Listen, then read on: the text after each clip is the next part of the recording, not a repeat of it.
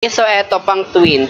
Actually, kahit hindi naman kambal, pwedeng gumamit nito. Kagandahan nga po dyan kasi ang function nga po neto sa unahan, ganun din sa harap. Pero ipapakita ko muna sa inyo sa harap. Foam dyan sa pinakasandalan, huwag kayong eme dyan kasi malambot yan, as in. Tapos, 0.5 na nga din po yung kanyang safety belt na meron na nga din pong foam. Sino ba namang nanay ang gusto magka-rashes yung baby nila? Wala naman, diba? Pwedeng ibaba yan, pwedeng itaas. Kain mo po yan. Ayan, ganun din po yan sa likod. Okay, ganun nga lang din po yung procedure niyan. Tapos, kapag gusto mo naman siyang iupo, i-ano mo lang, tulak. Ayan, lang po siya. Tapos, same nga po silang 0.5 ang safety belt. May pa-back pocket nga po siya.